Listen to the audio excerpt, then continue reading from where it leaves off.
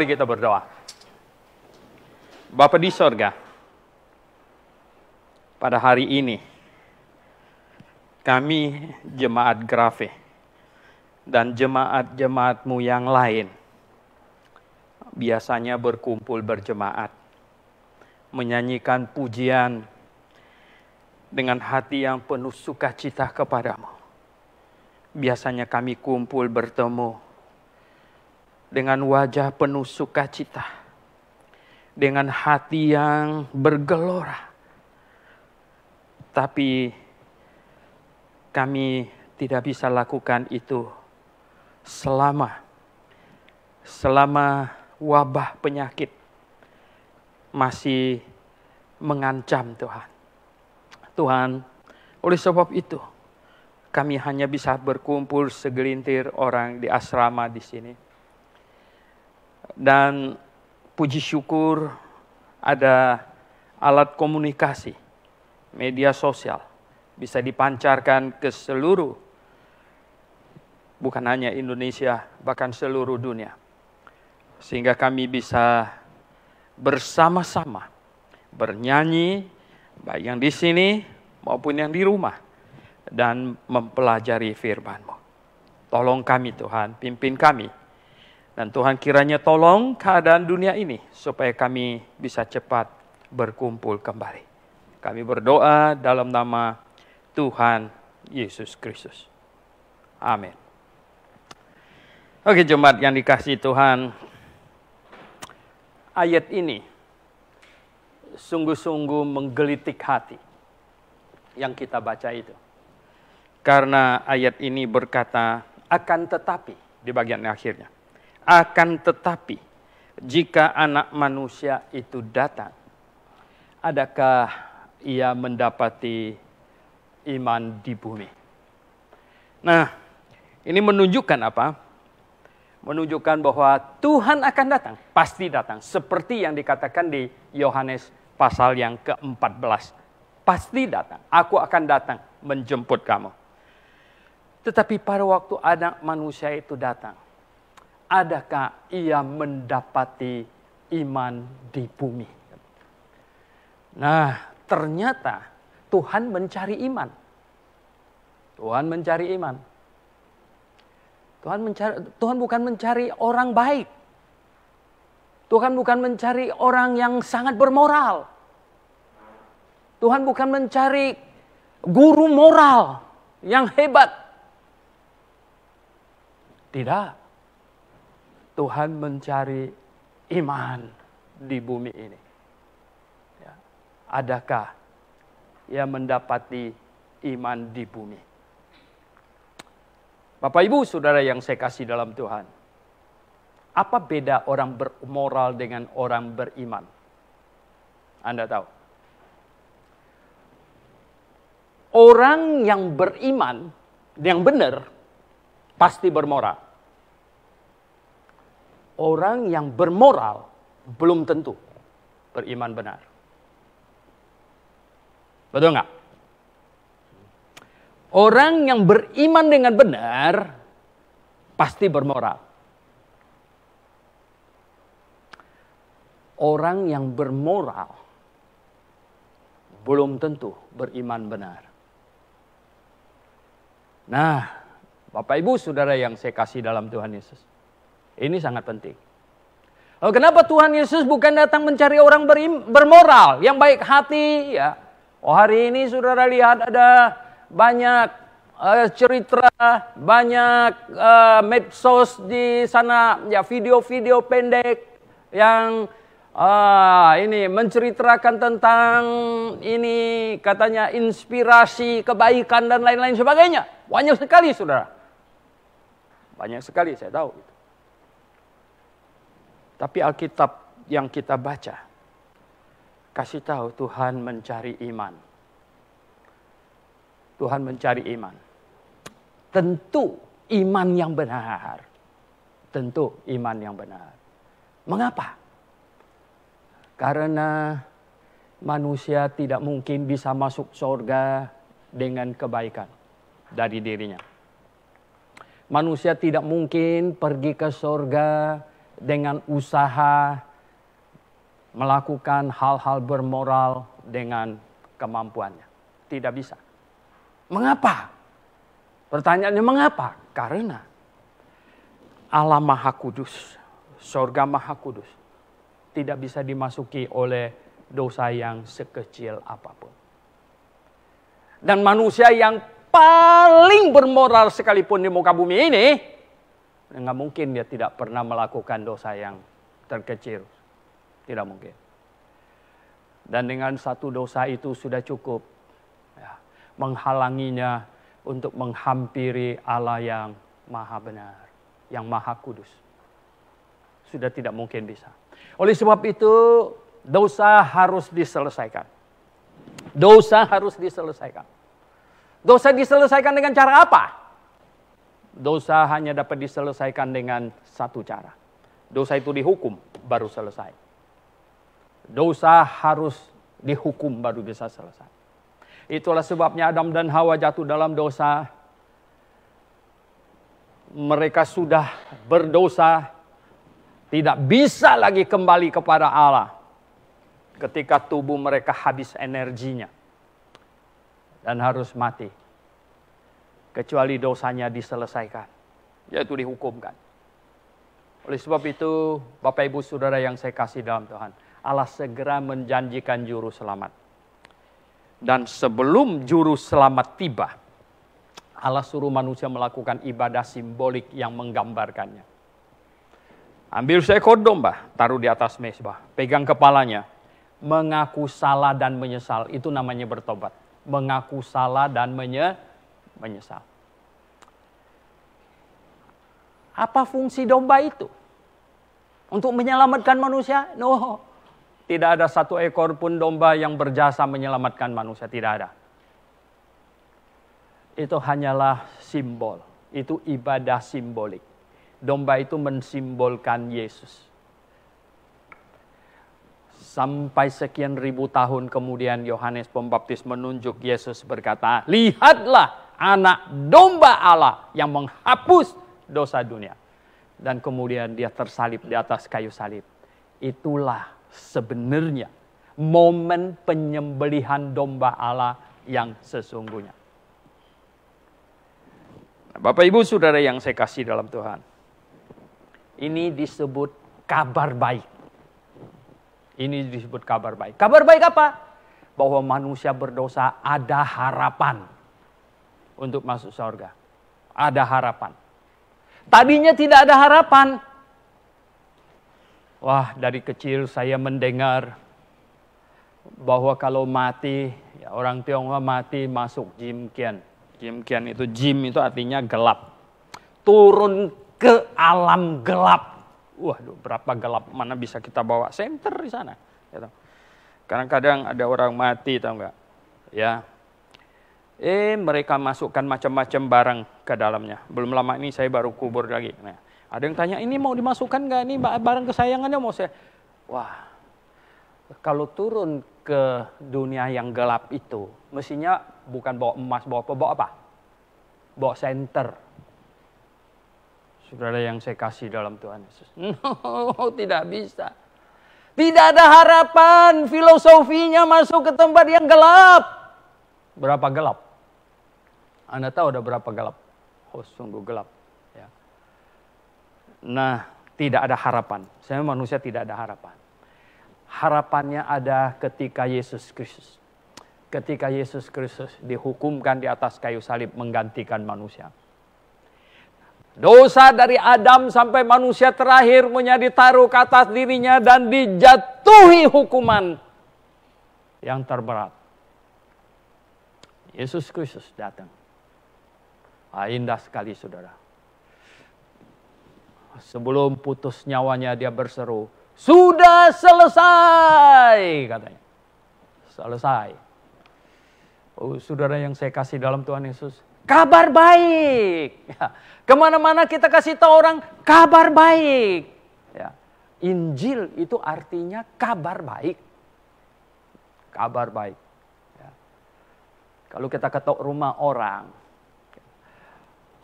dia keluar, Pak, kami mau beritakan Injil. Wah, Mungkin dia mau marah, mau usir.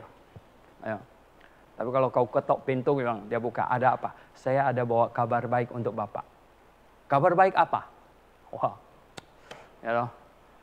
Kalau dapat sumbangan, ya loh, ya enggak, sepeda dari presiden, ya loh, atau sumbangan apa begitu yang jauh lebih mahal dari itu lagi untuk bapaknya, waduh, masuk katanya, waduh, ya loh, masuknya sampai berpuluh-puluh kali. Gitu.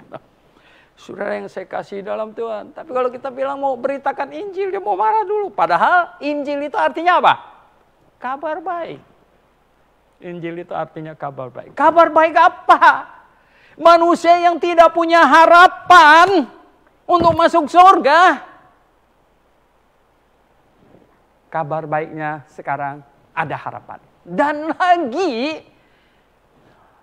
nggak pakai bayar.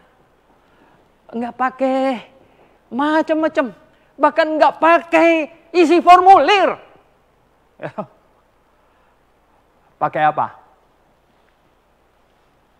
Pakai kerendahan hati. Pakai kerendahan hati. Hanya perlu merendahkan hati. Merendahkan hati apa? Mengaku saya orang berdosa. Kalau orang tidak berdosa, perlu juru selamat tidak? Tidak. Kalau orang tidak sakit, perlu dokter tidak? Tuhan Yesus pernah berkata, aku datang katanya, untuk orang berdosa. Orang yang tidak sakit tidak perlu dokter. Maka itu kalau pertama kali orang datang ke dokter tanya, ada apa? Sakit dok, di sini, nggak enak. Terus, ngaku dia sakit. Kalau yang datang ke dokter, ada apa? Enggak, cuma mau lihat kantornya aja. Waduh. Ya enggak? Dokter ini bilang, ada apa? Tanya sama yang tanya tuh. Dia sebenarnya sakit. Sakit apa? Yang begini ini. Waduh. Wah, dikasih tanda yang begini gitu. Kenapa? Dia bilang dia nggak sakit, cuma mau lihat kantor dokternya aja. Aduh, yang macam begini. Kalau dokter umum, pasti dia akan bisik sama yang bawa. Salah. Ya. Saya bukan psikiater. Ini dibawa ke teman saya. Ya. Namanya hampir sama dengan saya. You salah. Saudara yang saya kasih dalam Tuhan. Ya. Maka itu orang yang datang kepada Tuhan, datang kepada Juru Selamat. Nomor satu ngaku saya orang berdosa. Cuman itu saja. Oh saudara yang saya kasih dalam Tuhan. Tapi manusia itu begitu sulit untuk mengaku diri orang berdosa. Mulutnya seperti terkunci. Orang, saya orang, nggak mau ngomong saya orang apa? Berdosa, Tuhan. Oh. Baru tadi pagi saya ada orang pes lagi itu, apa film pendek yang satu bapak dengan dua orang putrinya itu. Yang say sorry katanya ya. Bapaknya ngajar kepada adiknya yang kecil itu. Ya yang kecil itu dia bikin salah sama kakaknya.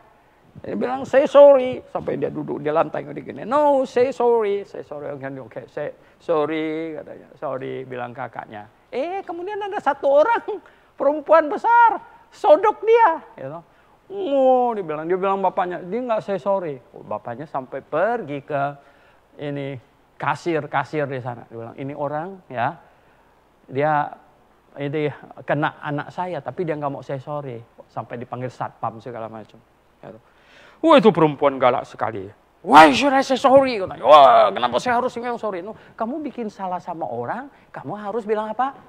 Sorry, minta maaf. Wah, sampai polisi datang, tangannya diborgol. Gitu. Ternyata manusia, kesombongan manusia di dalam hati ini yang menyebabkan begitu sulitnya berkata bahwa saya orang berdosa Tuhan. Saya bisa masuk neraka, saya tahu saya akan masuk neraka, saya orang berdosa. Berkata begitu. Dan berterima kasih kepada Tuhan Yesus. Terima kasih Tuhan, Engkau dihukumkan menggantikan saya. Ini kabar baik, ini Injil, makanya saya bisa masuk surga. Oh, yang masuk surga bukan orang yang berusaha bertapa. Oh, berapa tahun itu. Ya. Yang masuk surga bukan orang yang membagikan duitnya kemana-mana sampai habis duitnya. Bukan. Kenapa? Kau bertapa pun. Katakanlah kau umur 20 mulai bertapa. Di dalam gua nggak bikin dosa. Barang siapa sih yang bisa dicuri dalam gua? Nggak ada. Tapi sebelum kau umur 20 masuk pertapaan, ada dosa nggak? Itu bagaimana selesainya? Saudara yang saya kasih dalam Tuhan. Tidak ada manusia yang tidak berdosa. Cukup satu dosa, kita sudah orang berdosa. Dan tidak mungkin bisa ke surga lagi. Oh, Bapak Ibu yang saya kasih dalam Tuhan, itulah sebabnya sangat memerlukan Yesus Kristus, Juru Selamat. Dan dia datang dihukumkan di atas kayu salib. Dan barang siapa yang mau dosanya dihitung selesai, maka hanya perlu mengaku diri orang bersalah. Dan menyesali kesalahan yang kita masih ingat. Kemudian mengaminkan dengan segenap hati kita bahwa dia dihukumkan menggantikan kita. Terima kasih Tuhan Yesus, Engkau dihukumkan menggantikan saya. Semua dosa saya selesai. Engkau telah menggantikan saya. Oh Bapak Ibu, Saudara yang saya kasih dalam Tuhan Yesus. Inilah namanya Injil yang benar. Inilah namanya Injil yang benar. Beriman kepada Injil yang benar. Beriman itu apa? Percaya. Percaya tentang kabar baik dari Allah. Kabar baik dari Allah. Bahwa Yesus Kristus sudah dihukumkan menggantikan saya. Ini kabar baik. Percaya itu. Nah saudara yang saya kasih dalam Tuhan. Iman yang demikian inilah yang dicari oleh Tuhan Yesus. Yang dicari oleh Tuhan Yesus. Iman yang mempercayai bahwa kedatangannya ke dalam dunia dan pengorbanannya di atas kayu salib itu menggantikan dia. Saudara yang saya kasih dalam Tuhan Yesus, saya tidak bisa tolong istri saya, tidak bisa tolong anak saya, ini juga tidak bisa tolong saya. Tidak bisa, kau tak bisa tolong orang tua kamu yang di kampung, semua tidak bisa. Kenapa? Karena masing-masing harus beriman. Masing-masing harus mengakui dirinya orang berdosa. Masing-masing harus percaya bahwa Yesus sudah dihukumkan menggantikannya. Ini iman masing-masing. Ini masing-masing. Oleh sebab itu saudara yang saya kasih dalam Tuhan. Kita bisa ajak orang pergi ke surga. Bawa dia usaha, bawa dia pergi ke surga. Ya kasih tahu dia kabar baik ini. Tapi tidak bisa paksa dia masuk surga. Tidak bisa. Kita ceritakan, kita kasih tahu. Dengan segala kelembutan. Dengan segala usaha. Mohon. Supaya bisa sama-sama pergi ke surga. Hanya bisa begitu. Kita tidak bisa paksa orang ke surga. Kalau dia tidak mau percaya. Oleh sebab itu kita hanya bisa sambil berdoa. Dan menyampaikan kepadanya kabar baik. Supaya dia bisa mengimani dengan hatinya. Nah, Bapak Ibu Saudara yang saya kasih dalam Tuhan Yesus Kristus. Apakah sudah memiliki iman ini atau belum? Nah, ini penting. Apakah sudah atau belum? Iman yang sangat sederhana. Yaitu mengimani bahwa Yesus Kristus datang di atas kayu salib. Yesus Kristus yang dinubuatkan di dalam seluruh kitab perjanjian lama. Dihukumkan di atas kayu salib di Golgota. Bersama dua orang penjahat saat itu. Disitulah dia menanggung semua dosaku. Disitulah dia menggantikan aku. Iman ini yang Tuhan Yesus cari. Yaitu mengimani bahwa dia telah menyelesaikan semua jalan ke surga bagi kita. Iman ini. Iman bukan mempercayai ada Allah. Banyak orang percaya ada Allah. Mereka teriak-teriak setiap hari ada Allah. Iman bukan percaya bahwa Yesus Kristus anak Allah. Bukan itu.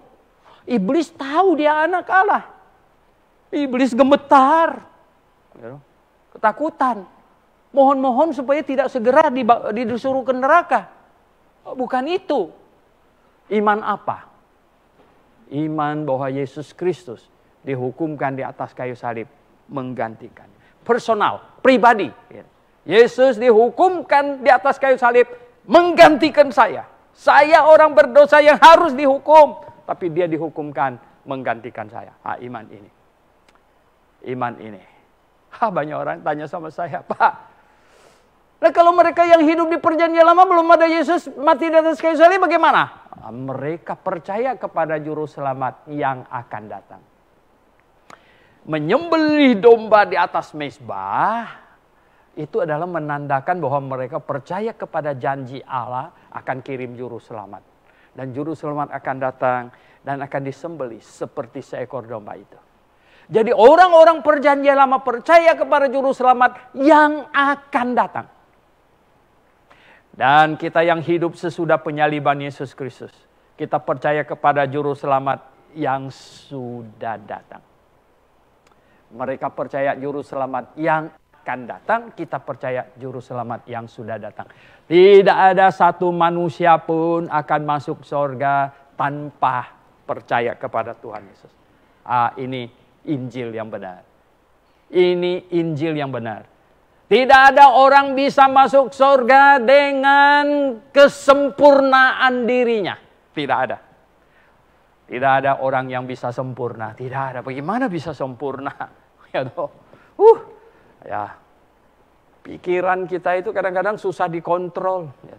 Walaupun tangan dan kaki bisa dikontrol, pikiran susah dikontrol. Betul nggak? Nah, pikiran susah dikontrol. Kalau siang hari banyak pikir yang kacau-kacau, malamnya mimpi.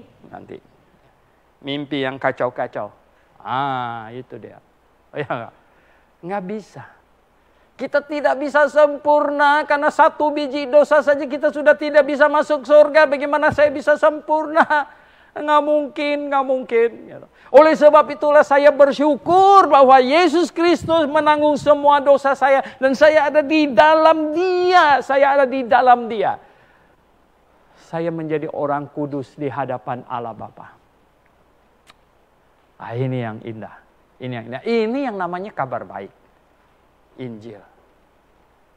Oke.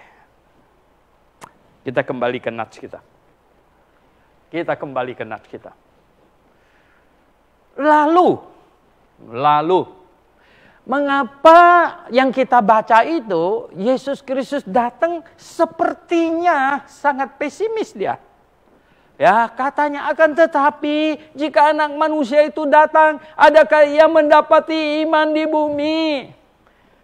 Akan tetapi jika anak manusia datang, akankah dia mendapati iman di bumi? Waduh, sepertinya tidak ada. Mungkin ada yang mau menjawab, Tuhan bilang ini, ada Tuhan, banyak orang beriman. Sekarang lihat banyak orang beriman. Tapi iman apa? Tuhan mencari iman yang benar. Tuhan mencari iman yang benar. Wah, dunia yang begitu luas. Kita bisa lihat melalui televisi, YouTube, dan lain sebagainya. Orang menyembah yang aneh-aneh aja ada. Menyembah aneh-aneh. Saudara. Ya. Dari menyembah sapi sampai ke tai sapinya. Nah. Ya enggak? Menyembah monyet sampai menyembah tikus. Ya. Menyembah dinding sampai menyembah entah apa, pohon gitu. Ya. Menyembah apa saja. Itu bukan iman yang benar. Tuhan mencari iman yang benar. Tuhan mencari iman yang benar. Nah, ini yang kelihatannya Tuhan bilang, akan tetapi jika anak manusia datang, adakah ia mendapati iman di bumi? Maksudnya iman yang benar, Bung. Gitu. Maksudnya bukan iman sembarangan iman. Iman yang benar. Lah, iman yang benar dia namanya. Iman yang benar mana? Oh, iman yang benar itu adalah iman yang benar adalah yang sesuai yang dikehendaki oleh Allah. Oh iya benar lah Pak. Ya. Nah Allah berfirman, firmannya di mana supaya kita tahu iman kita sudah benar apa belum. Sebenarnya itu yang penting. Saudara yang saya kasih dalam Tuhan Yesus. Oleh sebab itu saya katakan kepada Anda, tidak bisa tidak. Kalau kita bahas ke sana kemari, ya toh, ujung-ujungnya akan kembali ke kitab manakah di muka bumi ini yang sungguh-sungguh adalah firman Allah. Kitab mana? Karena kalau kau salah berpatokan pada kitab yang salah, celakalah kamu. Alkitab satu-satunya firman Allah. Saya sudah selidiki. Saya sudah baca. Kitab-kitab yang lain saya juga baca. Saya sudah baca. Ya. Cuman satu-satunya kitab ini saja. Satu-satunya Alkitab. Yang tidak ada salah. Karena dia berasal dari Allah yang maha benar.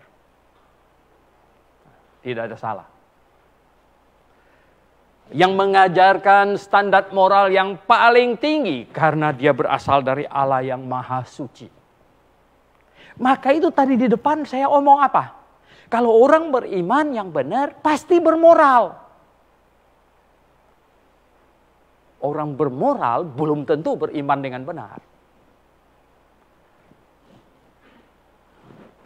Tidak ada salah karena asalnya dari Allah yang maha benar. Mengajarkan standar moral yang paling tinggi karena dari Allah yang maha suci, maha bermoral. Dan dia sanggup memberitahukan kita segala sesuatu yang masih jauh-jauh di depan. Ratusan bahkan ribuan tahun di depan. Kenapa? Karena dia berasal dari Allah yang maha tahu. Allah yang maha tahu. Oh Bapak Ibu Saudara yang saya kasih dalam Tuhan Yesus. Oleh sebab itu, saya mempercayai Alkitab sebagai firman Allah. Saya tidak mau sembarangan. Dan memang jangan beriman sembarangan. Saya kasih tahu Anda. Jangan beriman sembarangan. Kenapa? Waduh, yang lain-lain boleh sembarangan, ruginya nggak seberapa. Salah pakai baju, paling-paling kurang cantik. Ya.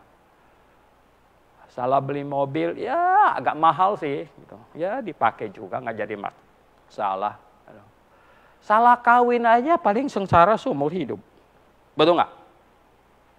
Salah kawin. Waduh, kacau nih. Salah beriman, kamu berakhir di kekekalan yang berbeda. Yang beda. Wah, itu tidak main-main, saudara. Ya. Hidup kekal dalam kebahagiaan bersama Tuhan menikmati kemuliaannya. Atau kekal dalam penderitaan dan kesengsaraan di api neraka. Itu beda jauh, saudara. Beda jauh. Itulah sebabnya saya katakan bahwa dalam hal beriman, Anda jangan bergurau. Jangan bermain-main. Jangan sembarangan dalam hal beriman. Pikirkan. Biasanya kalau orang mau beli barang yang agak mahal, pikirnya agak lama. Ya kan? Ya kalau barang murah, beli pen cuma 5.000, udah pikir panjang-panjang bagaimana bolak-balik. Yang jual pen ketawain kamu gitu ya. Waduh, ya enggak?